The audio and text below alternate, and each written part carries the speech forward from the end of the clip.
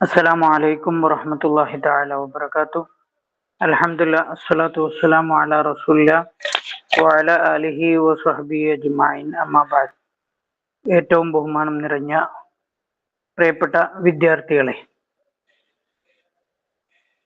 ശ്രീനാരായണ ഗുരു open യൂണിവേഴ്സിറ്റിയുടെ ഒന്നാം semester contemporary Arab വേൾഡിന്റെ ക്ലാസ്സിലാണ് നമ്മളുള്ളത്. ഓക്കെ, നമ്മൾ അതിന്റെ കണ്ടംപററി അറബ് വേൾഡിന്റെ വ്യത്യസ്ത ഏരിയകൾ പറഞ്ഞു കഴിഞ്ഞു അല്ലെ? ഒരുപാട് ക്ലാസ്സുകൾ കഴിഞ്ഞു. ഇന്ന് നമ്മൾ ആരംഭിക്കുന്നത് കണ്ടംപററി അറബ് വേൾഡിന്റെ മൂന്നാമത്തെ ബ്ലോക്കാണ്. മൂന്നാമത്തെ ബ്ലോക്ക് ഒന്നാമത്തെ യൂണിറ്റ് ആണ് ഇന്ന് നമ്മൾ ചർച്ച ചെയ്യുന്നത്. ഓക്കെ, എന്തായിരുന്നു കഴിഞ്ഞ ബ്ലോക്കുകളിലൊക്കെ നമ്മൾ പഠിച്ചത്? നമുക്ക് പ്രധാനമായ രണ്ട് ഏരിയകളെ കുറിച്ചായിരുന്നു ഒന്നാമത്തെയും രണ്ടാമത്തെയും ബ്ലോക്കിൽ നമ്മൾ കഴിഞ്ഞത് അല്ലെ? ഒന്ന് ആഫ്രിക്കൻ ഏരിയയെ കുറിച്ച്, ആഫ്രിക്കയുടെ നാടിനെ കുറിച്ച്, അതിന്റെ ഏരിയയെ കുറിച്ചാണ് നമ്മൾ പറഞ്ഞത്. ആ ഏരിയയിലുള്ള വ്യത്യസ്ത രാജ്യങ്ങൾ നമ്മൾ പരിചയപ്പെട്ടു. പിന്നെ GCC ഗൾഫ്, അറേബ്യൻ ഗൾഫിനെ കുറിച്ച്, സൗദി അറേബ്യ, യമൻ, ഒമാൻ അടക്കമുള്ള UAE അടക്കമുള്ള ഈ ഒരു ഏരിയ, അതായത് റെഡ് സീയുടെ അപ്പുറവും ഇപ്പുറവും ഉള്ള ദേശത്തെ കുറിച്ച് നമ്മൾ പറഞ്ഞു കഴിഞ്ഞു. ഇനി നമ്മൾ ഭൂമിയുടെ മറ്റൊരു ഭാഗത്തേക്ക് പോവാണ്. മൂന്നാമത്തെ ബ്ലോക്കിൽ രണ്ട് ഏരിയയെ കുറിച്ചാണ് ചർച്ച. ഒന്ന് മെസപ്പൊട്ടോമിയ, മറ്റൊന്ന് ലെവന്റ് എന്ന് പറയുന്ന ഷാം, പഴയകാലത്തെ ഷാം. ഈ രണ്ട് ഏരിയയെ കുറിച്ചാണ് മൂന്നാമത്തെ ബ്ലോക്ക് ചർച്ച ചെയ്യുന്നത്. മെസപ്പൊട്ടോമിയയും അതേപോലെ ലെവന്റും മെഡിറ്ററേനിയൻ സീയുടെ ഭാഗമായി നിലകൊള്ളുന്ന സ്ഥലങ്ങളാണിത്. ഓക്കെ, മെഡിറ്ററേനിയൻ സീയോട് ചേർന്ന് കിടക്കുന്നതാണ്. മെസപ്പൊട്ടോമിയ എന്ന് പറയുമ്പോൾ ഇറാഖിന്റെ ഒരുപാട് ഭാഗങ്ങളായി വരും. പിന്നെ രണ്ടാമത് നമുക്ക് പറയാനുള്ള രണ്ട് ഏരിയകളാണ് ഇതിൽ ചർച്ച ചെയ്യുന്നത്. ലെവന്റ് എന്ന് പറഞ്ഞാൽ ഷാമാണ്. ഷാം, സിറിയ, ലബനാന്, ജോർദാൻ, ഫലസ്തീൻ അടക്കമുള്ള ഒരു ഏരിയ. ആ ഏരിയക്കായിരുന്നു പഴയകാലത്ത് ഷാം എന്ന് പറഞ്ഞിരുന്നത്. ഈ ലെവന്റും അതേപോലെ മെസപ്പൊട്ടോമിയയിലുള്ള പൊളിറ്റിക്കൽ എന്താ പറയാ ചരിത്രമാണ് നമ്മൾ പരിശോധിക്കുന്നത് ഈ മൂന്നാമത്തെ ബ്ലോക്കിൽ. ഇതിൽ വ്യത്യസ്ത നാടുകളെ കുറിച്ച് ചർച്ചകൾ ഉണ്ടാവും. ഇന്ന് നമ്മൾ പരിശോധിക്കുന്നത് ഇറാഖിനെ കുറിച്ചാണ്. ഓക്കെ, മെസപ്പൊട്ടോമിയ, ഷാമിന്റെ വ്യത്യസ്ത രാജ്യങ്ങൾ, സിറിയ, ഇതാണ്. ഇതിൽ ഇറാഖ് നമ്മളെ ഈ ബ്ലോക്കിൽ വരുന്നതാണ്. ഓക്കെ, ഇറാഖ് എന്ന് പറഞ്ഞാൽ ലോക പ്രശസ്തമായ ഒരു രാജ്യമാണ്. പല സംഘർഷങ്ങൾ കൊണ്ടും അരക്ഷിതാവസ്ഥ കൊണ്ടും ശ്രദ്ധിക്കപ്പെട്ട രാജ്യമാണ്. ഈ ഇറാഖിലൂടെയാണ് രണ്ട് പ്രധാനപ്പെട്ട ടൈഗ്രീസ്, യൂഫ്രട്ടീസ് നദികൾ ഒഴുകുന്നത്. ഓക്കെ, ഇനി നമുക്ക് നേരെ യൂണിറ്റിലേക്ക് കിടക്കുമ്പോൾ 7 ഭാഗങ്ങളാണ് ഈ പാഠത്തിനുള്ളത്. ഒന്ന് അൽ ഇസ്തിഅമാർ അൽ ബരിത്താനി ഫിൽ ഇറാഖ്, ഇറാഖിലെ ബ്രിട്ടീഷ് അധിനിവേശത്തെ കുറിച്ച്. മറ്റൊന്ന് ഇസ്തിഖ്ലാലുൽ ഇറാഖ്, ഇറാഖിന്റെ സ്വാതന്ത്ര്യം പ്രാപിക്കുന്ന കഥ. മറ്റൊന്ന് 1958 ഇറാഖിൽ ഒരു വിപ്ലവം നടന്നിരുന്നു. ആ വിപ്ലവത്തെ കുറിച്ചും അതിനെ തുടർന്നുണ്ടായ റിപ്പബ്ലിക്കിനെ കുറിച്ചുമാണ് അടുത്തത്. മറ്റൊന്ന് സദ്ദാം ഹുസൈന്റെ കാലഘട്ടം, വഹറൂബുൽ ഖലീജ് യുദ്ധങ്ങളെ കുറിച്ച്. അതായത് സദ്ദാം ഹുസൈന്റെ കാലത്ത് ഏറ്റവും പ്രധാനപ്പെട്ട 3 ഖലീജ് അറബ് രാജ്യങ്ങളോട് ഇന്ന് വലിയ യുദ്ധം ചെയ്ത് നടന്നിരുന്നു. 3 പ്രധാനപ്പെട്ട ഖലീജ് യുദ്ധങ്ങളുണ്ട്, അത് നമുക്ക് പരിശോധിക്കണം. മറ്റൊന്ന് ഇറാഖ്, 2003 ശേഷം ഇറാഖിന്റെ അവസ്ഥ എന്താ 2003 പ്രത്യേകത? അമേരിക്കൻ അധിനിവേശം കഴിഞ്ഞ് അമേരിക്ക അവിടുന്ന് എന്താ പറയാ അധിനിവേശം പൂർത്തിയായ 2003 അതിന് ശേഷം പിന്നെ എങ്ങനെയാണ് ആ യുദ്ധം അവസാനിച്ചത്, ശേഷമുള്ള ഇറാഖിന്റെ അവസ്ഥ എന്താണ്?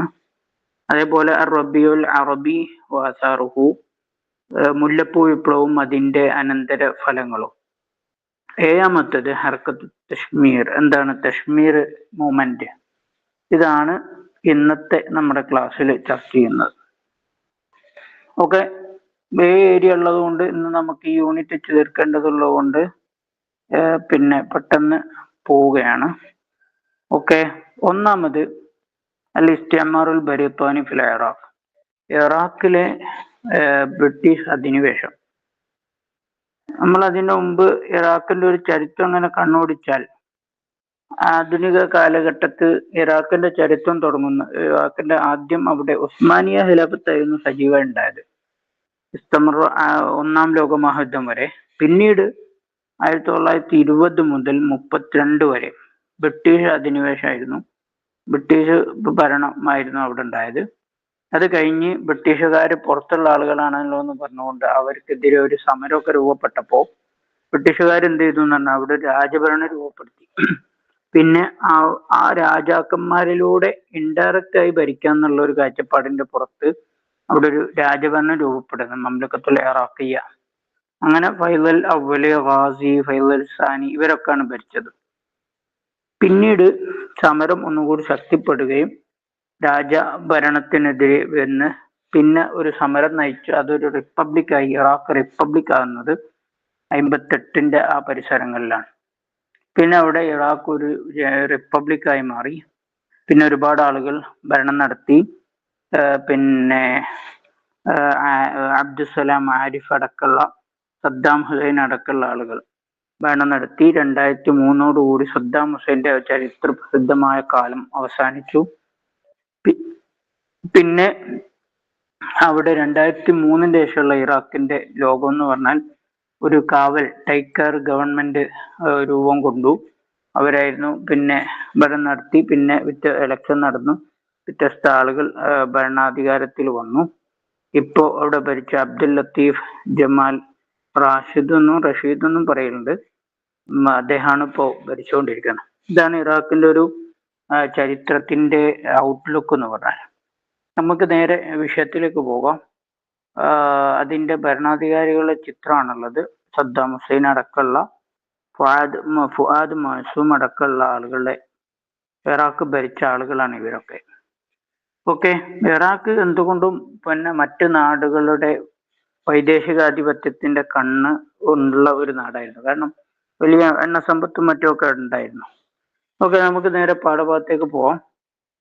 നുഫൂദ് അൽ ഇൻജിലീസി, ഇൻജിലീസ് പിന്നെ കുടിയേറ്റങ്ങൾ, അതിന്റെ സംഘങ്ങൾ വന്നു തുടങ്ങി. ഇലൽ ഇറാഖിലേക്ക് ത്വരീഖ് ദുഖൂൽ തിജാർ, ഒരു ബിസിനസ് കച്ചവടത്തിന്റെ ആവശ്യാർത്ഥവും ബരിഹാലത്തിൽ ഇൻജിലീസിയ, ഇൻജിലീസ് കുടിയേറ്റത്തിന്റെ ഭാഗമായും ഇല അറാദിഹി, ഇറാഖിലേക്ക് വന്നു. മുൻപ് അവാഹറിൽ ഖർനി സാബി അഷർ, 15ാം നൂറ്റാണ്ടിന്റെ അവസാനത്തോടു കൂടിയാണ് ഇംഗ്ലീഷുകാരുടെ ഒരു പാലായനം, ഒരു കടന്നുവരവ് ഇറാഖിലേക്ക് ഉണ്ട്. 15ാം നൂറ്റാണ്ടിന്റെ അവസാനം.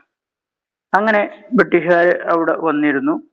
പിന്നെ ബരിത്താനിയ, ബ്രിട്ടീഷുകാർ ഉപയോഗിച്ചു ഫുർസത്തുൽ ഹർബിൽ ആലമീയത്തിൽ ഊല, ഒന്നാം ലോക മഹായുദ്ധത്തിന്റെ ഒരു അവസരം ഉപയോഗിച്ചു ലിതഹ്തല്ലൽ ഇറാഖ് ബിൽ ഖുവ, ഇറാഖിന് ഒരു അധിനിവേശം, ഇഹ്തിലാൽ എന്ന് പറഞ്ഞാൽ അധിനിവേശം നടത്താം, ലിതഹ്തല്ലൽ ഇറാഖ്, ഇറാഖിനെ അധിനിവേശം നടത്താൻ, ബിൽ ഖുവ ശക്തമായി അധിനിവേശം നടത്താൻ ഒന്നാം ലോക മഹായുദ്ധത്തിന്റെ മറയിൽ ബ്രിട്ടീഷ് ശ്രമിക്കുകയാണ്. അങ്ങനെ 1917 മാർച്ച് 11 ദഹലത്തിൽ ഖുവ്വാത്തുൽ ബരീത്താനിയത്ത് ബഗ്ദാദ്, ദഹലത്ത് പ്രവേശിച്ചു, അൽ ഖുവ്വാത്തുൽ ബരീത്താനിയ, ബ്രിട്ടീഷ് ശക്തികൾ ബഗ്ദാദിൽ കിടക്കുന്ന. അങ്ങനെയാണ്. പിന്നെന്തുണ്ടായി? 1920 ആയപ്പോ ബ്രിട്ടീഷുകാർക്കെതിരെ ഒരു സമരം, ഒരു വിപ്ലവം, ഒരു പ്രതിഷേധം ഇറാഖിൽ രൂപപ്പെടുകയാണ്. 1920 ഖാമത്ത് സൗറത്തുൻ, ഒരു വിപ്ലവം ഉണ്ടായി. ബിഖിയാദത്ത് ഹിസ്ബി അൽ-അഹദ് ഗ്രൂപ്പിന്റെ നേതൃത്വത്തിലായിരുന്നു ആ ഒരു വിപ്ലവം നടന്നത്, ലിദ്ദൽ ഇംഗ്ലീഷുകാർക്കെതിരെ. അപ്പോ ബ്രിട്ടീഷുകാർ അവിടെ കടന്നു കയറി 1920 അവിടെ അവർക്കെതിരെയുള്ള പിന്നെ എന്താ പറയാ, സ്വാതന്ത്ര്യ സമരങ്ങൾ ശക്തിപ്പെട്ടു വന്നു. പിന്നീട് ലിവുഖൂഫി ഹാദ സൗറ, ഇങ്ങനെ ഒരു ജനാധിപത്യ സമരം സജീവമായി ഇങ്ങനെ വന്നപ്പോൾ പിന്നെ ബ്രിട്ടീഷുകാർ എന്ത് ചെയ്തു വെച്ചാൽ ഈ സമരത്തിൽ നിന്ന് രക്ഷപ്പെടാൻ വേണ്ടി അവിടെ ഒരു രാജഭരണം കൊണ്ടുവന്ന് അവിടെ ഇൻഡയറക്റ്റ് ആയി ഇറാഖ് ഭരിക്കാം എന്നുള്ള ഒരു ധാരണയിലെത്താണ്. وفق هذه الثورة رأت الحكومة البريطانية أن تحكم العراق بصورة غير مباشرة بصورة أن تحكم العراق ഇറാഖിനെ ഭരിക്കുക എങ്ങനെ ബിസൂറത്തിന് ഗൈർ മുബാഷർ ഇൻഡയറക്റ്റ് ആയി ഡയറക്റ്റ് അല്ലാത്ത രൂപത്തിലൂടെ ഇറാഖ് ഭരിക്കാൻ ഒരു തീരുമാനം അവർ ഒരു അങ്ങനെ ചിന്തിച്ചു തുടങ്ങുകയും അങ്ങനെ വദാലിക്ക അത് ബിയക്കാമത്തി അതെങ്ങനെയാണ് നടപ്പിലാക്കുക വദാലിക്ക അത് ബിയക്കാമത്തി ഹുക്കൂമത്തി ഒരു ഗവൺമെന്റ് ഉണ്ടാക്കുക വത്തനീയത്തിൻ ഫിഹി വത്തനീയത്തിൻ ഒരു ദേശീയമായ ഒരു ഗവൺമെന്റ് ഒരു പിന്നെന്താ ഭരണ സംവിധാനം കൊണ്ടുവരിക ഈ ഇറാഖിൽ. അങ്ങനെ അവർ പ്ലാൻ ചെയ്തു. അവർ ഈ സമരത്തിൽ നിന്ന് തടിയുരാൻ വേണ്ടിയാണ് ചെയ്തത്. അങ്ങനെ വബാദ് ഇജ്റാഇൽ ഇസ്തിഫ്താഇ ഷഅബിയ്യിൻ വബാദ് ഇജ്റാ നടത്തിയതിനു ശേഷം ഇസ്തിഫ്താഇ ഷഅബിയ്യിൻ ഒരു ഹിതപരിശോധന നടത്തി. ആരാണ് ഇനി പിന്നെ ഇവിടെ അധികാരത്തിൽ വരേണ്ടത്? ഒരു ഇസ്തിഫ്താഇ ഷഅബി എന്ന് പറഞ്ഞ ഒരു ഹിതപരിശോധന നടത്തിയതിനും തവ്വജ ഫൈലൽ എന്ന് പറയുന്ന ആൾ അവിടെ ഇറാഖിൽ അധികാരത്തിൽ വരികയാണ് 1922 മലിക്കൻ അലൽ ഇറാഖിന്റെ ഒരു രാജാവായി.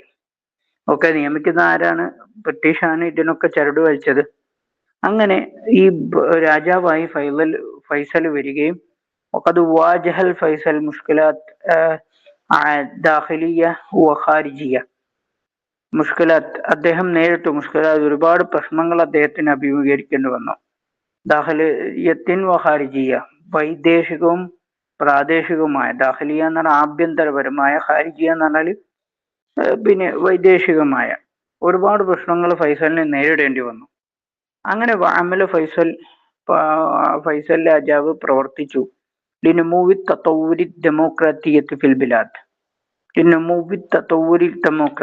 ഡെമോക്രാറ്റിക് ജനാധിപത്യ വികാസത്തിന്റെ വളർച്ചക്ക്. നമൂ എന്നാണ് വളർച്ച, തത്തൗർ വികാസം, ഡെമോക്രസി ജനാധിപത്യത്തിന്റെ വളർച്ചയ്ക്ക് വേണ്ടി മുപ്പര് ഒരുപാട് പ്രവർത്തിച്ചു വിൽ ബിലാദി ഇറാഖിൽ. ഓക്കെ. പിന്നെ വിൽ വാക്കി യഥാർത്ഥത്തിൽ പിന്നെ ഈ ബ്രിട്ടീഷുകാരുടെ പവർ അധികാരം അവിടെ ഉള്ളതുകൊണ്ട് അതിനെതിരെ സമരം ചെയ്ത ആളുകളൊന്നും പക്ഷെ ഈ കാട്ടിക്കൂട്ടല് അല്ലെങ്കിൽ ഈ രാജാവിനെ വെച്ചുകൊണ്ടുള്ള ഈ ഒരു കാര്യം ഇഷ്ടപ്പെട്ടിരുന്നില്ല. ഓല് പരിപൂർണമായ ഇറാഖിന്റെ സ്വാതന്ത്ര്യത്തിനുമായിരുന്നു സമരം നടത്തിയത്. റഫിൽ വാക്ക് യഥാർത്ഥത്തിൽ ലം യകുനിൽ മുവത്തിനൂന ഇറാഖിയൂൻ ഇറാഖ് ദേശീയവാദികൾ ദേശീയതയ്ക്ക് വേണ്ടി നിലകൊണ്ട സമരക്കാർ അവരായിരുന്നില്ല മുസ്തഅദ്ദീന അവർ തയ്യാറായിരുന്നില്ല കബൂലി അയ്യ മഷ്റൂഇൻ ഒരു പ്രൊജക്റ്റും ഒരു പദ്ധതിയും സ്വീകരിക്കാൻ ദൂനൽ ഇസ്തിഖ്ലാൽ താം ഇറാഖിന്റെ ഒരു പരിപൂർണമായ സ്വാതന്ത്ര്യം അല്ലാതെ മറ്റൊന്നിനെയും അവര് പരിഗണിക്കുകയോ സ്വീകരിക്കാനോ തയ്യാറായിരുന്നില്ല. അപ്പൊ പിന്നെ ആ സമരം ഒന്നുകൂടി ശക്തമായി ഉണ്ടായിരുന്നു. അപ്പൊ ഒന്നാമത്തെ പാട്ട് ഇറാഖിലുള്ള ബ്രിട്ടീഷുകാരുടെ ആധിപത്യത്തെ കുറിച്ച് അവരുടെ കടന്നുവരവിനെ കുറിച്ചും അത് ഒന്നാം ലോക മഹായുദ്ധത്തോട് സജീവായി. പിന്നെ മലിക് ഫൈസലിനെ നിയമിച്ചുകൊണ്ട് അവിടെ നടന്ന സമരങ്ങൾ അടിച്ചമർത്താൻ ശ്രമമുണ്ടായി. പക്ഷേ പിന്നെ സമരക്കാരൊരിക്കലും ആ ഒരു കാര്യത്തെ അംഗീകരിച്ചില്ല. അവർ പരിപൂർണമായ സ്വാതന്ത്ര്യമായിരുന്നു ആഗ്രഹിച്ചിരുന്നത്. ഓക്കെ, ഇത്രയാണ് ഒന്നാമത്തെ പാർട്ടിലുള്ളത്. ഇതിൽ പ്രധാനപ്പെട്ട വാക്കുകൾ നമുക്ക് നോക്കാം.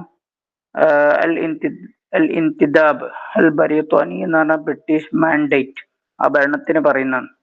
അതേപോലെ ഇഗ്തിനാമുൽ ഫുർസ അവസരം ഉപയോഗിക്കുക. ഓക്കെ, ഇനി അടുത്ത ഭാഗത്തേക്ക് പോകാം.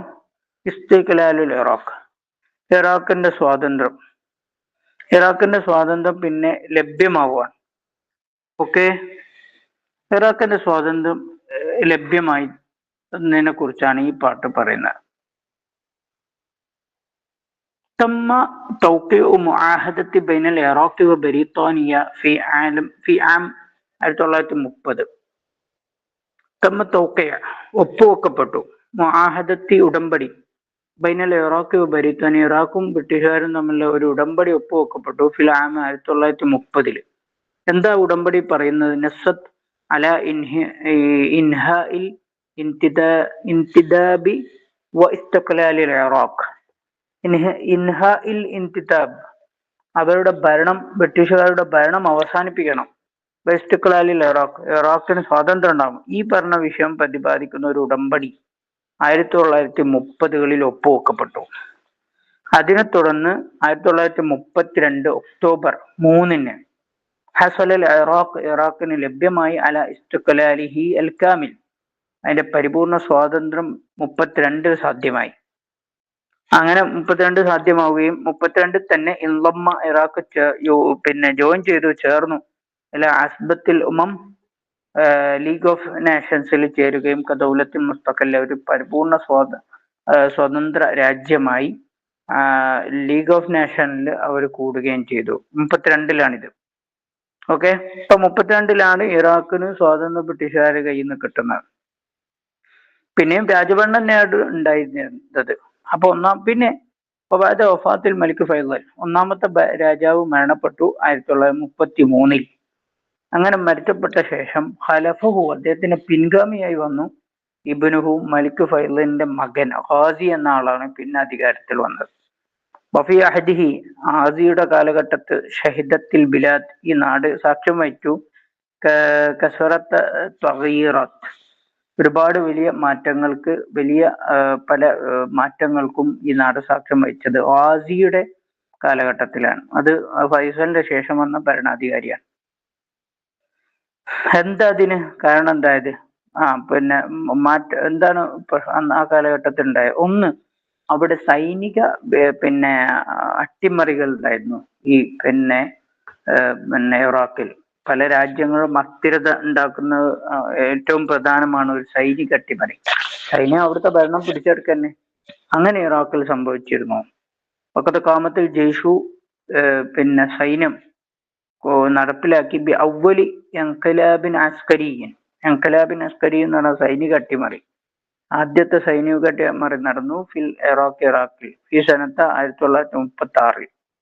ആ സൈനിക അട്ടിമറിക്ക് ആരെ നേതൃത്വം കൊടുത്തത്? ബി ഖിയാദത്തി ബക്ർ സിദ്ദിഖി, ബക്ർ സിദ്ദിഖി ആയിരുന്നു അന്ന് ഈ അട്ടിമറിക്ക് നേതൃത്വം കൊടുത്തത്. ലിൽ ഇത്താഹത്തി വസാറത്തി യാസീൻ അൽ ഹാഷിമി, യാസീൻ അൽ ഹാഷിമിയുടെ മന്ത്രി പിന്നെ സഭ, അവരുടെ പിന്നെ നേതൃത്വത്തിലുള്ള മന്ത്രിസഭയെ മറിച്ചിടാൻ വേണ്ടി ബക്കർ സിദ്ദിഖിയുടെ നേതൃത്വത്തിലുള്ള സൈനിക അട്ടിമറി ഇറാഖിൽ നടന്നത് 1936-ലാണ്.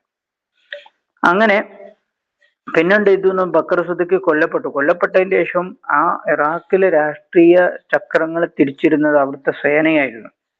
സേന അതിന്റെ പിന്നിൽ പ്രവർത്തിച്ചു. എല്ലാ കാര്യങ്ങളും സേന ചിന്തിക്കുന്നത് പോലെ അവിടെ നടപ്പിലാവും. അതാ വല്ലൽ ജയ്ഷു, സൈന്യമായി ബാദ മഖ്തലി ബക്കർ സിദ്ദിഖിയുടെ കൊലപാതകത്തിന് ശേഷം അയാൾ വധിക്കപ്പെട്ടതാണ്. എന്തായി മാറി? ജയ്ഷ് എന്തായി മാറി? അൽ ഖുവ്വത്ത് അൽ മുഹദ്ദിഖ, ഒരു ചാലക ശക്തിയായി മാറി. ഈ സിയാസത്തിൽ ഇറാഖി രാഷ്ട്രീയത്തിന്റെ ഒരു ചാലക ശക്തിയായി. തിരിശീലക്കപ്പുറത്ത് നിന്ന്, മറക്കപ്പുറത്ത് നിന്ന് ഒരു ചാലക ശക്തിയായി സൈന്യം അയാളുടെ വധശേഷം പ്രവർത്തിച്ചു. ഓക്കെ, അപ്പൊ പിന്നെ 1953-ൽ തവ്വജ, അങ്ങനെ പിന്നെ ഭരണം നടന്നുകൊണ്ടിരിക്കുന്ന തവ്വജ ഫൈസൽ സാനി, ഖാസി മരണപ്പെട്ടു. അതിന് ശേഷം ഫൈസൽ സാനി ഇബ്നു ഖാസി എന്ന് പറയുന്ന ഖാസി എന്നവരുടെ മകൻ ഫൈസൽ സാനി അധികാരമേറ്റു. മലിക്കൻ അലൽ ബിലാദ്, ഇറാഖിന്റെ ഭരണാധികാരിയായി വന്നു 1953-ൽ. ഓക്കെ, ഫലം തസ്തഫിദ് ബിലാദ് ഷൈഅൻ മിൻ അത്തഗയ്യിർ സിയാസി, പക്ഷെ ഇദ്ദേഹത്തിന്റെ ഫൈസൽ സാനിയുടെ കാലഘട്ടത്തിൽ പ്രത്യേകിച്ച് രാജ്യത്തിന് ഒരു ഗുണകരമാവുന്ന ഒന്നും നടന്നില്ല. ഫലം തസ്തഫിദ് അൽ ബിലാദ്, നാട്ടിൽ ഉണ്ടായില്ല ഷൈഅൻ ഒന്നും, മിൻ അത്തഗയ്യിർ സിയാസി, ഒരു രാഷ്ട്രീയ മാറ്റം എന്നല്ലാതെ അതിലപ്പുറം ഒന്നും രാജ്യത്തിന് ഫൈസൽ സാനിയുടെ കാലഘട്ടത്തിൽ ഒരു നേട്ടവും ഉണ്ടായിട്ടില്ല. ഓക്കെ, അപ്പൊ ഇത്രയാണ് രണ്ടാമത്തെ പാർട്ട് നമുക്ക് പറയാനുള്ളത്. രണ്ടാമത്തെ പാർട്ടിന്റെ പ്രത്യേകത എന്താ? രാജ്യം ഇറാഖ് സ്വതന്ത്രമാവുന്നു, സ്വതന്ത്രമായതിനു ശേഷം അല്ലെ, ഇറാഖ് സ്വതന്ത്രമാവുന്നു 32 സ്വാതന്ത്ര്യം നേടി. പിന്നെ ലീഗ് ഓഫ് നാഷൻസിൽ കൂടുന്നു. പിന്നെ ഫൈസൽ ഒന്നാം രാജാവ് മരണപ്പെട്ടു. ഗാസി അതിനെ തുടർന്ന് വന്നു. പിന്നെ അവിടെ സൈനിക അട്ടിമറി നടക്കുന്ന ഈ കാലഘട്ടത്തിലാണ്. സൈനിക അട്ടിമറി നടക്കുകയാണ്. സൈനിക അട്ടിമറി നടന്നു അല്ലെ. പിന്നെ സൈനിക അട്ടിമറി നടന്ന് പിന്നെ ഗാസി മരണപ്പെട്ടു. അദ്ദേഹത്തിന്റെ മരണശേഷം ഫൈസൽ സാനി അധികാരത്തിൽ വന്നു. പ്രത്യേകിച്ച് രാജ്യത്ത് വലിയ മാറ്റങ്ങളും ഒരു രാഷ്ട്രീയ മാറ്റം എന്നുള്ളതിലപ്പുറം വേറൊന്നും അവിടെ ഉണ്ടായിരുന്നില്ല. ഓക്കെ, ഇത്രയാണ് പിന്നെ ഈ പാർട്ടിൽ പറയാനുള്ളത്. ഓക്കെ, ഇവിടുത്തെ പ്രധാനപ്പെട്ട പിന്നെ എന്താ പറയാ വാക്കുകൾ ഏതൊക്കെയാണ്? ഇൻഖിലാബ് അസ്കരി എന്ന് പറഞ്ഞാൽ എന്താ? സൈനിക അട്ടിമറി. ഇത്വാഹത്ത് എന്ന് പറഞ്ഞാലും അതേപോലെ അട്ടിമറി എന്നാണ്. പിന്നെ അസ്ബത്തുൽ ഉമ്മം എന്ന് പറഞ്ഞാൽ league of nations. Okay, league of nations. അപ്പൊ ഈ വാക്കുകളാണ് ഇവിടുന്ന് പഠിച്ചു വെക്കാനുള്ളത്. ഇനി അടുത്ത ഭാഗത്തേക്ക് പോകാം. 1958 വിപ്ലവവും അതേപോലെ ഇറാഖ് ഒരു റിപ്പബ്ലിക്കായി മാറുകയും ചെയ്യാണ്. പിന്നെ ഈ വിപ്ലവത്തെ തുടർന്നുണ്ടായ കാര്യമാണ് ഇനി അടുത്ത പാട്ട് നമുക്ക് പറയാനുള്ളത്. ഓക്കെ, 1958 ആയപ്പോ അവിടെ രാജഭരണമാണ് ഇറാഖിലുള്ളത്. ഓക്കെ, ആ സമയത്ത് സ്വതന്ത്രരായ ഒരു സംഘം മുന്നോട്ട് വന്നു. അതിന്റെ ഒരു ഉദ്യോഗസ്ഥ സംഘം മുന്നോട്ട് വന്നു ഒരു വിപ്ലവമായിട്ട് 1958 ബിഖിയാദത്തി അബ്ദുൽ കരീം ഖാസിം അബ്ദുസ്സലാം ആരിഫ് ബിത്തഹറുഖ് ലിൽഇത്വാഹത്തി ബിന്നിസാമിൽ മൽക്കി. രാജവാഴ്ചയുടെ പിന്നെ കൂടങ്ങളുടെ അന്ത്യം കുറിക്കണം, അതിനെ അട്ടിമറിക്കാൻ വേണ്ടി പുതിയൊരു വിപ്ലവം അവിടെ നടക്കാണ് 58 ഇറാഖിൽ. ഖിയാദത്തി അബ്ദുൽ കരീം ഖാസിം അതേപോലെ അബ്ദുസലാമിന്റെ നേതൃത്വത്തിൽ ബിത്തഹറുഖ് ഒരു മൂവ്മെന്റ് ലിൽഇത്വാഹത്തി അട്ടിമറിക്കാൻ ബിന്നിസാമിൽ മൽക്കി. പിന്നെ ബിന്നിസാമിൽ മലിക്കി രാജാവിന്റെ രാജകൂടങ്ങളെ പിഴുതെറിയാൻ വേണ്ടി അങ്ങനെ ഒരു സമരം നടത്തുന്നു, വിപ്ലവം നടക്കുന്നു. അതിനെ തുടർന്ന്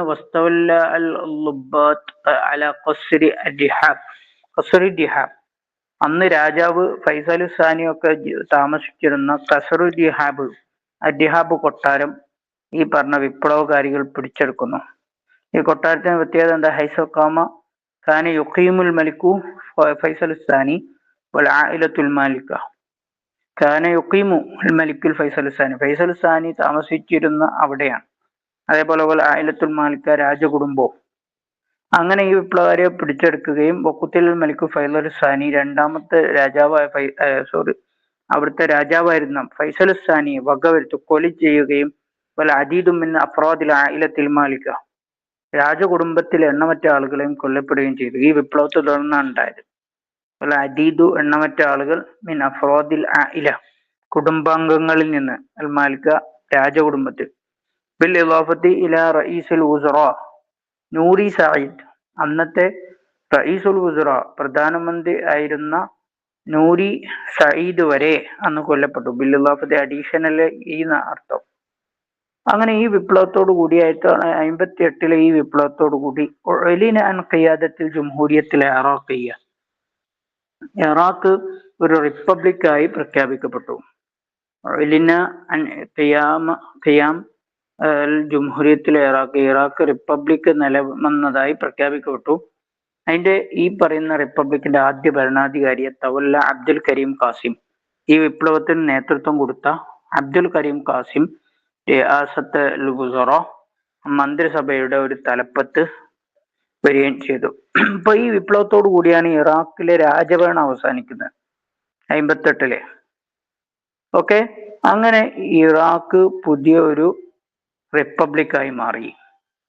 റിപ്പബ്ലിക്കായി മാറിയപ്പോൾ പുതിയ ഭരണാധികാരി പിന്നെ അബ്ദുൽ കരീം ആണല്ലോ, അബ്ദുൽ കരീം കാസിമാണ്.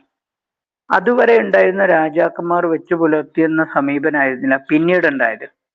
എൻ്റർലി ഡിഫറെന്റ് ആയിരുന്നു മുൻകാലങ്ങളുടെ രാജാക്കന്മാരും ഇവരും തമ്മിലുള്ള വ്യത്യാസം. ഇവരുടെ കാഴ്ചപ്പാടും പോളിസിയും. പത്തമയ്യത സിയാസത്തുഹു, ഈ അബ്ദുൽ കരീം കാസിമിന്റെ പോളിസികൾ അൽ ഖാരിജിയ, വിദേശ പോളിസികൾ ആയിരുന്നു പിന്നെ വ്യത്യസ്തമായിരുന്നു. എണ്ണമറ്റ പ്രതിസന്ധികൾ കൊണ്ട് മഅദ്ദുവലിൽ അറബിയത്തി ഖാസൻ, പ്രത്യേകിച്ച് അറബ് രാജ്യങ്ങളുമായി ഈ ഇറാഖിന് അതുവരെ ഉണ്ടായിരുന്ന വിദേശ നയത്തിൽ മാറ്റം വന്നു. എന്ന് പറഞ്ഞാല് എണ്ണമറ്റ പ്രശ്നങ്ങളെ കൊണ്ട്, പ്രതിസന്ധികളെ കൊണ്ട് വ്യത്യസ്തമായിരുന്നു. പ്രത്യേകിച്ച് മഅദ്ദുവലിൽ അറബിയ ഖാസൻ, പ്രത്യേകിച്ച് അറബ് രാജ്യങ്ങളെ അപേക്ഷിച്ചുകൊണ്ട്.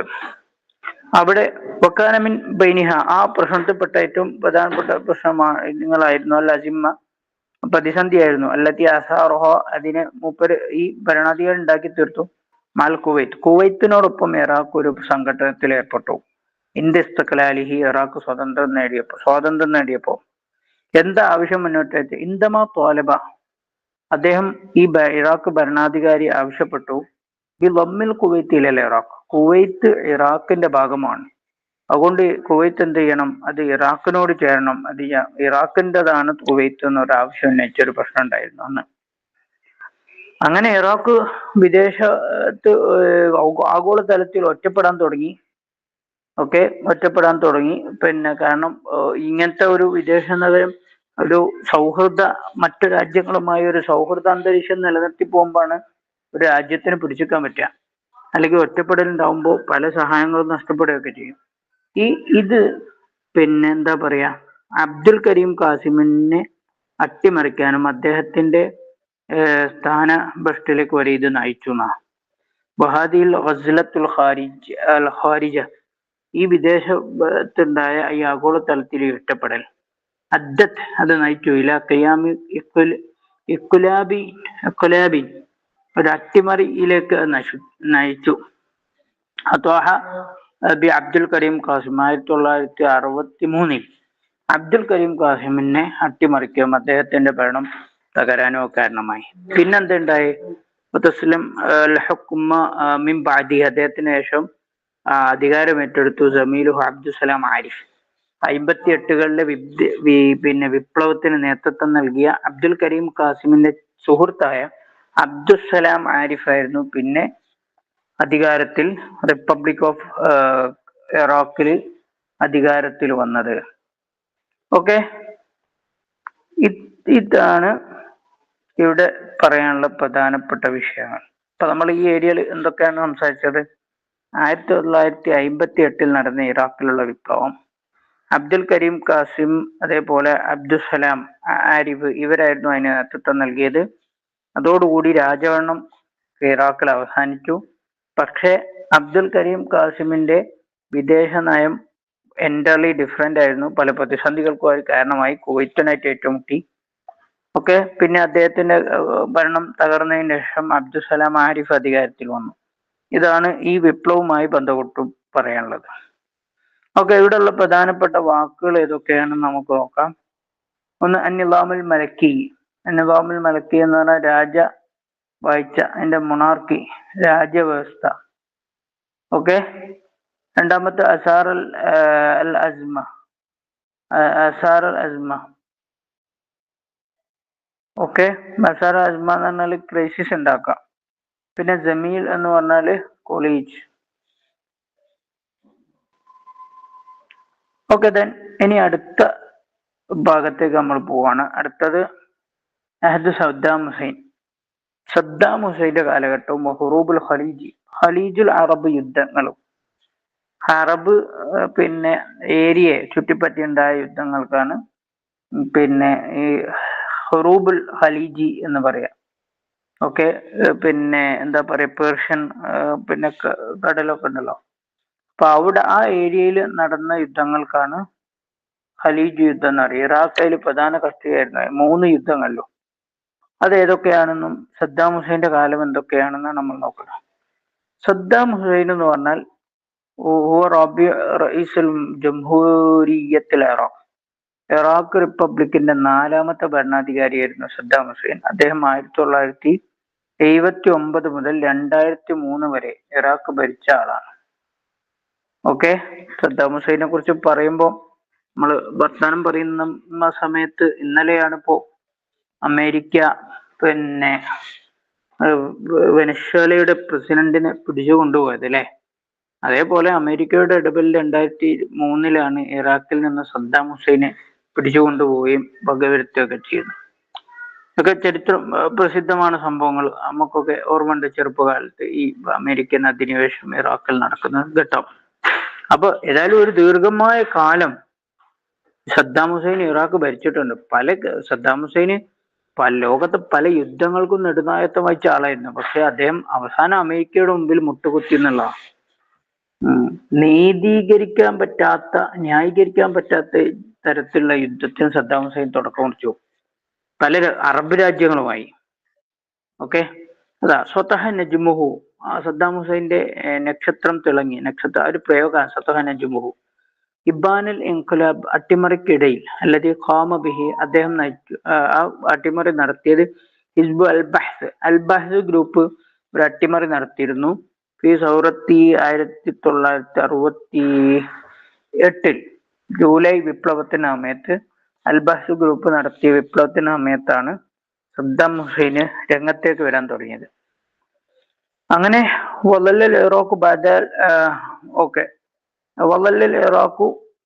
ഇറാഖ് ആയിരുന്നു അദ്ദേഹം ഭരണാധികാരിയായ സമയത്ത്. ഇറാഖ് ആയിരുന്നു ബാദൽ ഹർബിൽ ഖലീജ് സാനിയ, രണ്ടാം ഖലീജുൽ അറബ് യുദ്ധത്തിന് ശേഷം ഇറാഖ് ആയിരുന്നു 1991 നടന്ന രണ്ടാം ഖലീജുൽ അറബ് യുദ്ധത്തിന് ശേഷം ഇറാഖ് ആയിരുന്നു മുഹാസറൻ ദുവലിയൻ, ആഗോളപരമായി ഉപരോധം ഏർപ്പെടുത്തിയ രാജ്യമായിരുന്നു. കാരണം അതിന്റെ പശ്ചാത്തലമൊക്കെ ശേഷം പറയും. കാരണം അത്രത്തോളം ലോകത്ത് ഇറാഖ് ഒറ്റപ്പെടുകയാണ് ചെയ്തത്. കാരണം ഏകപക്ഷീയമായ സദ്ദാം ഹുസൈന്റെ ആക്രമണം ഉണ്ടായി, ഒരു ന്യായമില്ലാതെ ആക്രമണം ഉണ്ടാവുകയാണ്. ഓക്കെ, അതിന്റെ ശേഷം പക്ഷെ അത് തുടങ്ങിയ ഇറാഖ് അമ്പെ പരാജയപ്പെട്ടു പോവുകയാണ് ചെയ്തത് അമേരിക്കൻ സഖ്യസേനയുടെ മുമ്പിൽ. ഹൈസുസ്ഥലത്തിൽ കുവാത്തിൽ അമേരിക്കിയ അതെ, ഹൈസു ഈ പറഞ്ഞ സംഭവത്തോട് ഉപരോധത്തോടു കൂടി എന്തുണ്ടായി? ഹൈസുസ്ഥലത്ത് പിന്നെ ഹൈസുസ്ഥലത്ത് അൽ കുവാത്തുൽ അമേരിക്കിയ, അമേരിക്കൻ ആർമ്ഡ് ഫോഴ്സ് അധിനിവേശം നടത്തി അല്ലെ ഇറാഖില് ബിഹുജ്ജത്തി ഇംതിലാക്കിൽ ഇറാഖ് പിന്നെ ആയുധം കയ്യിൽ വെച്ചിട്ടുണ്ട്. ഇറാഖ് കയ്യിൽ വലിയ അസ്ലിഹത്തി ദമാറി വിഷാമിൽ, വലിയ മാരകശേഷിയുള്ള ആയുധങ്ങൾ ഇറാഖ് കയ്യിൽ വെച്ചു എന്ന ഒരു ആരോപണം ഉന്നയിച്ചുകൊണ്ടാണ് അമേരിക്ക അവിടെ അധിനിവേശം നടത്തിയത്. ബിഹുജ്ജത്തി ആരോപണം ഉന്നയിച്ചുകൊണ്ട് ഇംതിലാക്കിൽ ഇറാഖ് ഉടമപ്പെടുത്തിയിട്ടുണ്ട് അസ്ലിഹത്തി ദമാറി ഷാമിൽ, ഒരു ഉന്നത മാരകശേഷിയുള്ള ആയുധങ്ങൾ ഇറാഖിന്റെ കയ്യിലുണ്ട് എന്ന് ഒരു വാദം ഉന്നയിച്ചുകൊണ്ടാണ് അവര് പിന്നെ അമേരിക്ക ഇറാഖ് അധിനിവേശം നടത്തുന്നത്. ഓക്കെ, അങ്ങനെ എന്ത് ചെയ്തു? അവസാനം പിന്നെ അമേരിക്കയും ഇറാഖും തമ്മിലുണ്ടായ യുദ്ധമാണ് ഈ യുദ്ധം. പിന്നെ കുലിബ അല സദ്ദാം 2003 സദ്ദാം ഹുസൈനെ പിടിക്കപ്പെട്ടു. മിഞ്ചുവലി കൂവത്തിൽ അമേരിക്കൻ ആർമ്ഡ് ഫോഴ്സ് സദ്ദാം ഹുസൈനെ പിടികൂടി. സദ്ദാം ഹുസൈനെ പിടിച്ചിട്ട് തംഫീദ് ഹുക്മുൽ ഇദ്ദാം അലൈഹി ശങ്കൻ സദ്ദാം ഹുസൈന്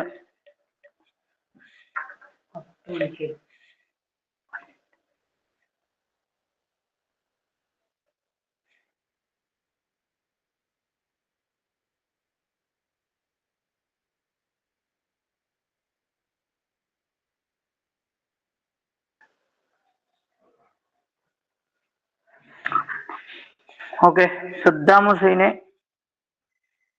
പിന്നെ സദ്ദാം ഹുസൈന് 2003 ആയപ്പോ പിടികൂടാണ് ചെയ്തത്. സദ്ദാം ഹുസൈനെ പിടികൂടി മിൻകബിലെ കുവ്വാത്തിൽ അമേരിക്കൻ ആർമിയാണ് പിടിച്ചത്. അങ്ങനെ തൗഫീദുൽ ഹുക്മിൽ ഏദാമി അലി അദ്ദേഹത്തിന്റെ ഹുക്മുൽ ഏദാമി അലി അദ്ദേഹത്തിന്റെ വധശിക്ഷ നടപ്പിലാക്കി. തൗഫീദ് നടപ്പിലാക്കുക, ഹുക്മുൽ ഏദാമി അലി വധശിക്ഷ നടപ്പിലാക്കുക. ശങ്കൻ തൂക്കിക്കൊന്നു. പിന്നെ നടപ്പിലാക്കി 2006 ഒരു ബലിപെരുന്നാളോടനുബന്ധിച്ച്. അപ്പൊ അവിടുന്ന് സദ്ദാം ഹുസൈൻ ഒരു രാജ്യത്തിന്റെ ഭരണാധികാരി എന്ന അദ്ദേഹത്തെ പിടിച്ചു കൊണ്ടുപോയി വകവരുത്താണ്. ഇപ്പോ നമ്മൾ ഇത് സംസാരിക്കുന്ന സമയത്ത് വെനസ്വേലൻ പ്രസിഡന്റ് അമേരിക്കൻ കസ്റ്റഡിയിലാണ്. ഇപ്പൊ ഒരു നീണ്ട കാലത്തിന് ശേഷം അമേരിക്ക അതിന്റെ പണങ്ങൾ വിടർത്തിയ ഒരു സമയമാണ്. ഇങ്ങനത്തെ ഒരു വളരെ എന്താ പറയാ നീചമായ അധിനിവേശങ്ങളാണ് അമേരിക്ക നടത്തിയത്. അപ്പോ അതേപോലെ ആണ് ഇപ്പോഴും നടന്നുകൊണ്ടിരിക്കുന്നത്. അപ്പൊ സദ്ദാം ഹുസൈന്റെ കാലം എന്ന് പറഞ്ഞാൽ ഏറ്റവും ശ്രദ്ധിക്കപ്പെടുന്നതായിരുന്നു ഖലീജ് യുദ്ധം. ഓക്കെ, ഈ അറേബ്യൻ എന്താ പറയാ പേർഷ്യൻ കടലിനൊക്കെ ചുറ്റിപ്പറ്റിക്കൊണ്ട് അതിന്റെ ചുറ്റുഭാഗത്തും നിന്നുകൊണ്ട് നടന്ന യുദ്ധങ്ങൾ. അതിൽ ഏറ്റവും പ്രധാനമാണ് ഹർബുൽ ഖലീജുൽ ഊല, ഒന്നാം ഖലീജ് യുദ്ധം. അത് ആരൊക്കെ തമ്മിലാണ് ഉണ്ടായത്? ഹർബുൽ ഇറാനും ഇറാഖും തമ്മിലായിരുന്നു അത്. ഓക്കെ, 1980 മുതൽ 88 വരെ 8 വർഷം നീണ്ടിരുന്നു ഇറാഖും ഇറാനും തമ്മിൽ യുദ്ധം. അതിന് അൽ-അത്റാഫ് കക്ഷികൾ ആരൊക്കെ? ഒന്ന് ഇറാഖ് ആയിരുന്നു, സദ്ദാം ഹുസൈന്റെ നേതൃത്വത്തിൽ. മറ്റൊന്ന് ഇറാനായിരുന്നു, ആയത്തുള്ള ഖുമൈനിയുടെ നേതൃത്വത്തിൽ ഇറാനും. എന്താ ഇതിന്റെ കാരണം? യുദ്ധത്തിന്റെ കാരണം ഉണ്ടായത് ഹുദൂദിയ താരിഖിയ, ഒരു അതിർത്തിപരമായ തർക്കമായിരുന്നു.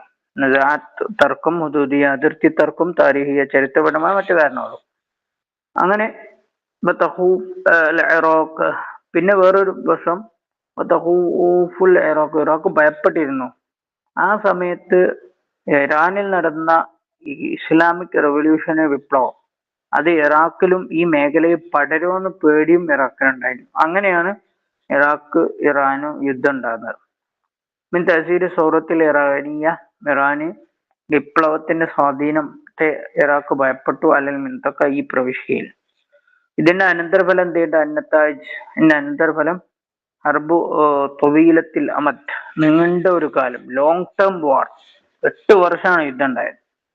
ഈ ഒരു യുദ്ധം ഉണ്ടായത് റിസൾട്ട്, ഈ യുദ്ധം അത് കാരണമായില്ല ഖസായിരും ബഷരിയ മാദ്ദിയ, ബഷരിയത്തിൻ ഒരു മനുഷ്യനാശത്തിലേക്ക്, മാദ്ദിയത്തിൻ മറ്റ് എന്താ പറയാ സൗകര്യങ്ങളുടെ മനുഷ്യനാശവും അതേപോലെ സൗകര്യങ്ങളുടെ ഇൻഫ്രാസ്ട്രക്ചർ മൊത്തത്തിൽ തകർന്നു. അയലത്തിൽ തീവ്രമായ ലിത്തുറഫൈനി, 2 വിഭാഗങ്ങൾക്കും വലിയ നഷ്ടങ്ങൾ ഉണ്ടായി. ഈ യുദ്ധം അവസാനിച്ചു സീസ് ഫയറിനോടുകൂടി.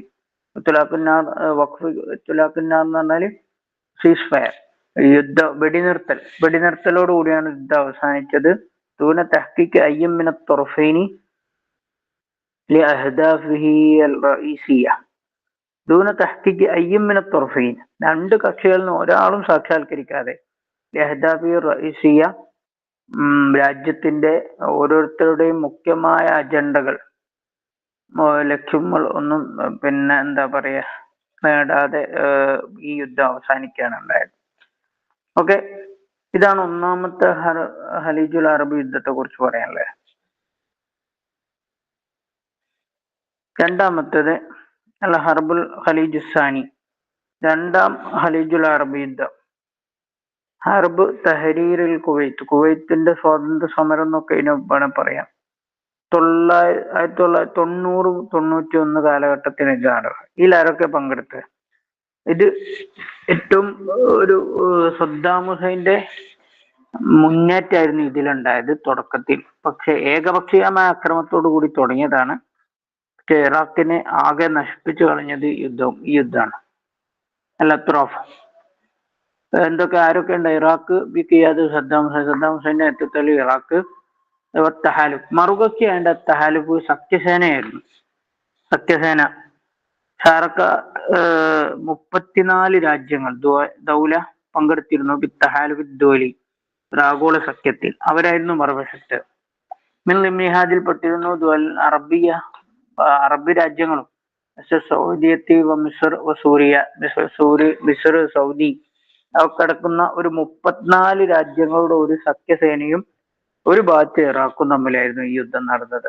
ഖലീജുൽ അർബുസാനി ഓക്കെ. ഇത് എന്താ അസ്ബാബ് ഇതിന്റെ യുദ്ധം ഉണ്ടാവാൻ കാരണം ഹസ്ബുൽ ഇറാഖിൽ കുവൈത്തിനെ ഏകപക്ഷീയമായി ഇറാഖ് ആക്രമിച്ചാണ്. പെട്ടെന്നൊരു പ്രഭാതത്തിലെ ഇറാഖ് കുവൈത്തിനെ പോയി ആക്രമിച്ചു. അവരുടെ പലതും ബോംബിട്ട് തകർത്തു.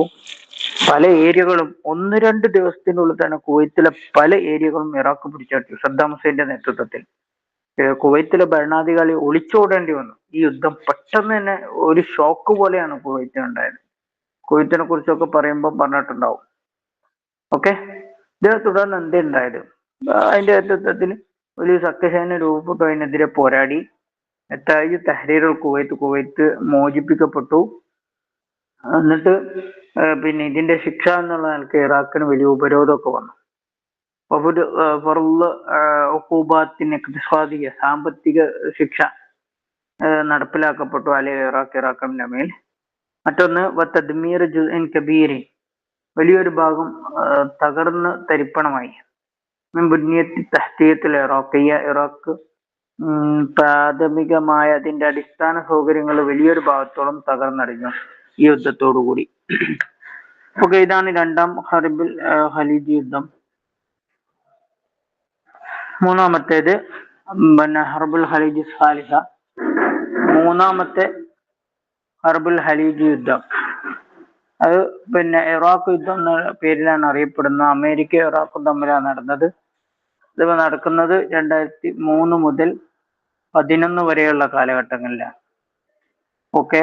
അമേരിക്ക ഇറാഖ് മാരകായുധങ്ങൾ കയ്യിൽ വെച്ചു എന്ന് ആക്ഷേപിച്ചുകൊണ്ട് നടത്തിയ യുദ്ധമാണ്. അൽ-അത്റാഫ് അൽ വിലായത്തുൽ മുത്തഹിദ അമേരിക്കയാണ് ഒരു ഭാഗത്ത്, മറുഭാഗത്ത് ഇറാഖ്. അൽ അസ്ബാബ് ഈ യുദ്ധം ഉണ്ടാകാൻ കാരണം വാദിക്കലായിരുന്നു. ബിംതിലാക്കി അൽ ഇറാഖിലെ അസ്ലിഹത്തി ദമാരിൻ ഷാമിൽ മാരകമായ ഉഗ്രമായ ശേഷിയുള്ള ആയുധങ്ങൾ കയ്യിൽ വെച്ചു എന്ന ആരോപണം അമേരിക്ക ഉന്നയിച്ച് ഇറാഖിൽ കടന്നു കയറി ആക്രമണം ഉണ്ടായതാണ്. നീണ്ടകാലം ഇതാണ് സദ്ദാം ഹുസൈന്റെ അന്ത്യം കുറിച്ച യുദ്ധം. അന്നത്താജ് ഇതിന്റെ അനന്തരഫലം എന്താ? നിലാമി സദ്ദാം ഹുസൈന്റെ ഒരു വ്യവസ്ഥ ഭരണം അവസാനിച്ചു. അതേപോലെ ഫിത്രത്തുൻ തൊവീല ദീർഘമായ കാലം ഉണ്ടായി. മിൻ അദമിൽ ഇസ്തിഖ്റാർ സിയാസി രാഷ്ട്രീയമായി അസ്ഥിരത. അദമിൽ ഇസ്തിഖ്റാർ എന്ന അസ്ഥിരത, ഒരു സ്ഥിരത ഇല്ലാത്തൊരവസ്ഥ ഇറാഖിന് കൊണ്ടുവന്നു. അതിന്റെ എഫക്ട് ഇന്നും ഇറാഖിന്ന് പോയില്ല. ഈ യുദ്ധത്തിന്റെ എഫക്ട് ഫിത്രത്തുൻ തൊവീല ദീർഘമായ ഒരു കാലം ആണ് ഇറാഖിനെ സമ്മാനിച്ചത്. ഇങ്ങനെ അദമിൽ ഇസ്തിഖ്റാർ സിയാസി രാഷ്ട്രീയപരമായ അസ്ഥിരതയാലുള്ള നീണ്ടകാലം. അതേപോലെ ദാഖിലിയ ആഭ്യന്തരമായ വലിയ വിപ്ലവങ്ങൾ ഇറാഖിൽ ഇതൊക്കെയായിരുന്നു ഉണ്ടായത്. ഇപ്പൊ ഇറാഖ് ഒന്നുകിൽ വിദേശ ആക്രമണം അല്ലെങ്കിൽ ആഭ്യന്തര വിപ്ലവമൊക്കെ നിറഞ്ഞിരുന്നു. ഈ മൂന്നെണ്ണാണ് പിന്നെ ഹുറൂബുൽ ഖലീജ് അൽ അറബ് യുദ്ധങ്ങൾ എന്ന് പറയുന്നത് ഈ മൂന്നെണ്ണം. ഓക്കെ. ഇതിൽ പ്രധാനപ്പെട്ട വാക്ക് അസ്ലിഹത്തു ദമാരി Shamil weapons of mass destruction. മറ്റൊന്ന് അൽ ഇഅ്ദാം അലൈഹി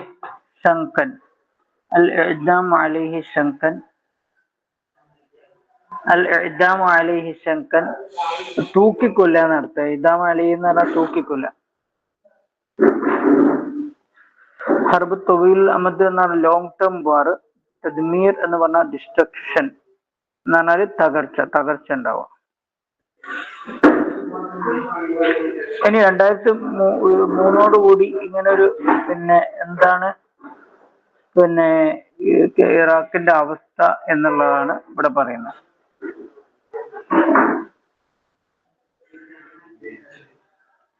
ഈ യുദ്ധത്തിന്റെ ശേഷം ഷഹിദൽ ഇറാഖ് സാക്ഷ്യം വഹിച്ചു തസാഉദൻ ഒരു ആഭ്യന്തര വിപ്ലവങ്ങൾ ഒരുപാട് വർദ്ധിച്ചു. മജ്മുഅത്തിൻ മുസല്ലഹത്തിൻ മുഖ്തലിഫ വ്യത്യസ്തങ്ങളായ സായുധ സംഘങ്ങൾക്കിടയിൽ ഒരുപാട് ആഭ്യന്തര വിപ്ലവം ഉണ്ടായി.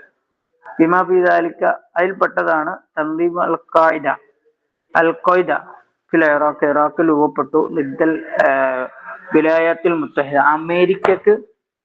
അമേരിക്കക്കെതിരെ ഒരു അൽ ഖായിദ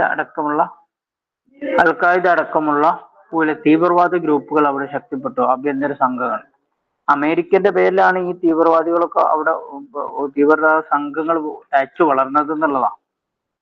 ഒക്കെ അൽ ഖായിദയൊക്കെ അതിൽപ്പെട്ടതാണ്. 2004 തമ്മ തഷ്കീൽ ഹുക്കൂമത്തിൻ ഇന്തിഖാലിയ, ഒരു കാവൽ സർക്കാർ രൂപപ്പെട്ടു. അതിന് പിന്നെ കാവൽ സർക്കാർ ഉണ്ടായി. അങ്ങനെ ഇതിനെ തുടർന്നുകൊണ്ട് അവിടെ വന്നു ഇന്തിഖാബാത്ത്, തെരഞ്ഞെടുപ്പ് ഉണ്ടായി. 2004 പിന്നെ തെരഞ്ഞെടുപ്പ് ഉണ്ടായി. 2005 ഓക്കെ. ഈ തഅസീസി ജംഇയ്യത്തുൽ വതനിയ്യ, ഒരു ജംഇയ്യത്തുൽ വതനിയ്യ രൂപീകരിക്കാൻ ഒരു തെരഞ്ഞെടുപ്പ് നടക്കുകയും പുതിയൊരു പിന്നെ ഒരു ഭരണകൂടം വരികയൊക്കെ ചെയ്തു. പക്ഷെ അതിന്റെ ഇടയിലാണ് ദാഹിഷ് എന്ന് പറയുന്ന ഐസിസ് അവിടെ പൊട്ടിപ്പുറപ്പെടുന്നത്. ശക്ലു ദുഹൂരി ദൗലത്തിൽ ഇസ്ലാമിയത്ത് ഫിൽ ഇറാഖ് സൂരിയ, ഇറാഖിലും സുരിയയിലുമായി ഇസ്ലാമിക് സ്റ്റേറ്റ് രൂപപ്പെട്ടു. ദാഹിഷ് ഫി മുൻതസഫിൽ ഇറാഖിൽ അഖദിൽ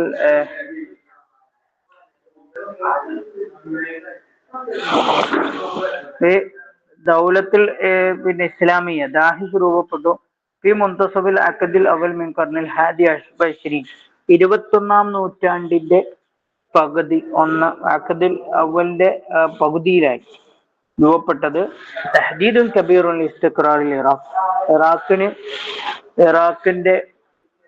ഇറാഖിന് വലിയൊരു പിന്നെന്താ അസ്ഥിരതക്കുള്ള വലിയ വെല്ലുവിളിയായി മാറിയിട്ടുണ്ട്. വലിയ സംഭവം, ലോകത്തെ ഞെട്ടിച്ച ഒരു പിന്നെ ടീമായിരുന്നു ഐസിസ് എന്ന് പറഞ്ഞ. ഓക്കെ. പിന്നെ അതിനെ നേരിടാൻ വേണ്ടി അമേരിക്കയാണ് മുന്നോട്ട് വന്നത്.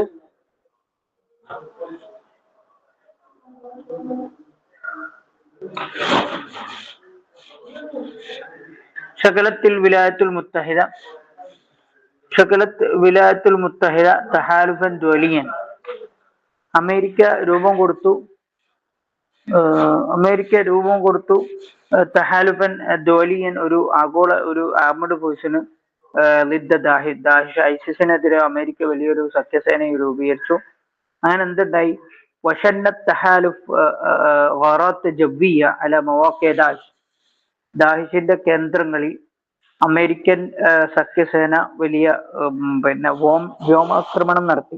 ഷന്ന എന്ന് പറഞ്ഞാൽ ആക്രമണം നടത്തുക. തഹാലുഫ് സംഘം ഗാറാത്ത് ജവ്വിയ വ്യോമാക്രമണം നടത്തി അല മവാഖിഅ ദാഹിഷിന്റെ, അങ്ങനെ ദാഹിഷിനെ ഇല്ലാതെയാക്കുകയാണ് ചെയ്തത് അമേരിക്ക. അപ്പൊ ഇത് 2003 ശേഷം ഉണ്ടായ ഏറ്റവും പ്രധാനപ്പെട്ട കാര്യമാണ്. അപ്പൊ ലോകത്തെ ഞെട്ടിച്ചിട്ടുണ്ട് ദാഹിഷ്. ഓക്കെ. ഇവിടെയുള്ള പ്രധാനപ്പെട്ട വാക്കുകൾ അതൊക്കെ. തസാഉദ്, അതേപോലെ ഹുക്കുമത്തുൻ ഇന്തിഖാലിയ, കെയർടേക്കർ ഗവൺമെന്റ്, അതേപോലെ ജംഇയ്യത്തുൽ വതനിയ്യ എന്ന് പറഞ്ഞ നാഷണൽ അസംബ്ലി. ഓക്കെ. അതേപോലെ ഷന്ന ഗാറാത്ത് ജവ്വിയ, ലോഞ്ച് എയർ സ്ട്രൈക്സ്, ആകാശ ആക്രമണത്തിനാണ് പറയുക ഷന്ന ഗാറാത്ത് ജവ്വിയ. ഓക്കെ. ഇനി റബിയുൽ അറബി അസ്ഹാറുഹു, മുല്ലപ്പൂ വിപ്ലവം, അറബ് മുല്ലപ്പൂ വിപ്ലവവും അതിന്റെ അനന്തരഫലങ്ങളും ആണ് ഇനി ചർച്ച. നമ്മൾ പലവട്ടം പറഞ്ഞതായിരിക്കും. 2011 ഫെബ്രുവരി സമരങ്ങൾ പൊട്ടിപ്പുറപ്പെട്ടു. ഫി അജ്സാഇ മിനൽ ഇറാഖ്, ഇറാഖിലെ വ്യത്യസ്ത ഭാഗങ്ങളിൽ സമരങ്ങളും പ്രൊട്ടസ്റ്റുകളും ഒക്കെ നടന്നു. ഫെബ്രുവരി 25 ഹറജ ആലാഫുൽ മുത്തലാഹിരീൻ, ആയിരക്കണക്കിന് സമരക്കാർ രംഗത്ത് വന്നു. ഇല ഷവാരിയ, റോട്ടുകളിലേക്ക് ഇറങ്ങി. ഇറാഖിൽ ഇഹ്തിജാജി, സമര പോരാട്ടങ്ങൾക്കും പ്രശ്നങ്ങൾക്കും. പക്ഷെ അന്ന് 2011 ഉണ്ടായിരുന്ന ഭരണാധികാരി മാലിക് എന്ത് ചെയ്തു എന്ന് പറഞ്ഞാല് അവിടെ ആവശ്യങ്ങൾ പരിഗണിക്കാൻ ഏറ്റെടുക്കുകയും പ്രഖ്യാപനം ഉണ്ടാവുകയൊക്കെ ചെയ്തു. അങ്ങനെ മുല്ലപ്പൂ വിപ്ലവം അവിടെ ഒതുങ്ങുകയാണ് ചെയ്തത്. അൽ മാലിക്കി പ്രഖ്യാപിച്ചു മുബാദറാത്ത് ജദീദ, പെട്ടെന്ന് തന്നെ അടിയന്തര ഇടപെടൽ ഉണ്ടാവും. തൽബിയത്തി മതാലിബ് മുഹ്തജീൻ, സമരക്കാരുടെ പ്രൊട്ടസ്റ്റ് നടത്തുന്ന ആളുകളുടെ ആവശ്യങ്ങൾ പരിഹരിച്ചുകൊണ്ട് അടിയന്തര ഇടപെടൽ പ്രഖ്യാപിച്ചിരുന്നു. ഓക്കെ, ഇനി അവസാനത്തെ ഭാഗമാണ് ഹർക്കത്തു തശ്രീ വിപ്ലവം. ഹർക്കത്തു തശ്രീ, ഓക്കെ, എന്താണത് നോക്കാം. ഹർക്കത്തു തശ്രീ എന്ന് പറഞ്ഞാൽ ഒരു സീരീസ് ഓഫ് പ്രൊട്ടസ്റ്റുകളാണ്. കാനത്ത് ഹർക്കത്തു തശ്രീ സിൽസിലത്തൻ മിന ഇഹ്തിജാജാത്ത് ഫിൽ ഇറാഖ്. ഇറാഖിലുള്ള സമരങ്ങളുടെ ഒരു സിൽസില തന്നെയാണ്, ഒരു സീരീസ് ആണ് ഹർക്കത്തു തശ്രീ. വക്കാത്ത് സംഭവിച്ചു 2019 മുതൽ 2020 ഇടയിൽ നടത്താം. അന്തലാത്തിൽ മുലാഹറാത്ത്, സമരങ്ങൾ പൊട്ടിപ്പുറപ്പെട്ടു. ഈ സബബി, ഈ സമരം പൊട്ടിപ്പോരാനുണ്ടായ കാരണം ഈ സബബി മൊബാലിമിനി, ഒരുപാട് അനിഷ്ട അക്രമങ്ങൾ ഉണ്ടായതുകൊണ്ടാണ്. മിനൽ ഫസാദ്, ഒന്ന് അഴിമതി, അതേപോലെ തദഖുലുൽ അജ്നബി, വൈദേശിക ഇടപെടൽ, അമേരിക്കന്റെ അടക്കം, ഈ ഹുക്മുൽ ഇറാഖി, ഇറാഖ് ഭരണത്തിലുള്ള പുറത്തുനിന്നുള്ള ഇടപെടൽ, അതൊക്കെ മുൻനിർത്തിക്കൊണ്ട് സമരക്കാര് രംഗത്ത് വരുന്നതാണ് അവിടെ കണ്ടത്. അങ്ങനെ ഇത് എവിടെത്തി വെച്ചാൽ ഇസ്തഖാല റഈസുൽ വുസറ, പ്രധാനമന്ത്രി ആദിൽ അബ്ദുൽ മഹദി രാജിവെച്ചു. ഇസ്തജാബത്തൻ അലി മതാലിബിൽ മുഹ്തജീൻ, സമരക്കാരുടെ ആവശ്യപ്പെട്ട ആദിൽ അബ്ദുൽ മഹദിയുടെ ഭരണം നഷ്ടപ്പെടുത്തി അദ്ദേഹം രാജിവെക്കേണ്ടി വന്നത് ഹർക്കത്തു തശ്രീനെ തുടർന്നാണ്. അവരാരോപിച്ചത് അവിടെ ഉണ്ടായിരുന്ന ഭരണാധികാരികൾ അഴിമതി നടത്തി വിദേശ ഇടപെടൽ ഉണ്ടായെന്ന് പറഞ്ഞുകൊണ്ടാണ് ഈ സമരങ്ങൾ വന്നത്. പിന്നെ അവിടെ ഒരു ഇലക്ഷൻ നടന്നു. പിന്നീട് വന്ന ഗവൺമെന്റ്, പാർലമെന്റ്, പാർലമെന്റ് ആവശ്യപ്പെട്ടു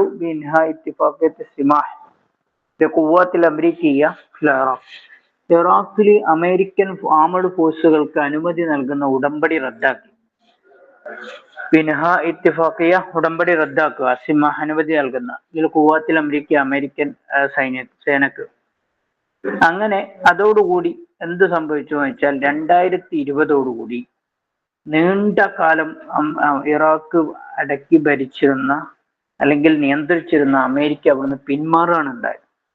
കാന ഇൻസിഹാബ് അൽ വിലായത്ത് അൽ മുത്തഹിദ മിനൽ ഇറാഖ്, ഇറാഖിലെ അമേരിക്കയുടെ പിന്മാറ്റം ഉണ്ടായി 2020. നതീജത്തൻ തവത്തുറാത്തിൽ ഇഖ്ലീമിയ, നതീജത്തൻ റിസൾട്ടിന്റെ അടിസ്ഥാനത്തിൽ തവത്തുറാത്തിൽ ഇഖ്ലീമിയ, അവിടെ ആഭ്യന്തര കലഹങ്ങൾ തുടർന്നു. അതേപോലെ സിയാസിയത്തിൽ ഇറാഖിയ, ഇറാഖിലെ രാഷ്ട്രീയ സമ്മർദ്ദത്തെ തുടർന്നു അമേരിക്ക 2020 ഇറാഖിൽ നിന്ന് വിട പറയുകയും അവിടുന്ന് പിൻവാങ്ങുകയാണ് ചെയ്തത്. അപ്പോ അവിടെ ഹർക്കത്തു തശ്രീയിൽ പ്രധാനപ്പെട്ട ഒരു പങ്ക് വഹിച്ചിട്ടുണ്ടെന്ന് തന്നെ പറയാം. ഓക്കെ, പക്ഷെ അതിന്റെ എഫക്റ്റുകളും ആ അമേരിക്കയുടെ അധിനിവേശത്തിന്റെ എഫക്റ്റുകൾ ഇപ്പോഴും ഇറാഖിൽ നിന്ന് വിട്ടുമാറിയിട്ടില്ല. ഓക്കെ, അപ്പൊ ഇതിൽ പ്രധാനപ്പെട്ട ഫസാദ് എന്ന് പറഞ്ഞാൽ കറപ്ഷൻ ആണ്.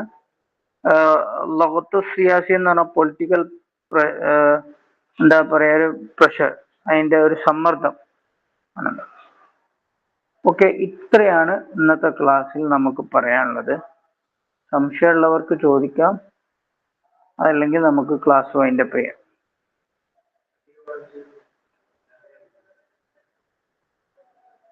ഓക്കെ, ക്ലാസ് അവസാനിപ്പിക്കുകയാണ്. ഇതുവരെ കേട്ട എല്ലാവർക്കും നന്ദി. വാഹിർ ദഅവാന അൽഹംദുലില്ലാഹ്. അസ്സലാമു അലൈക്കും.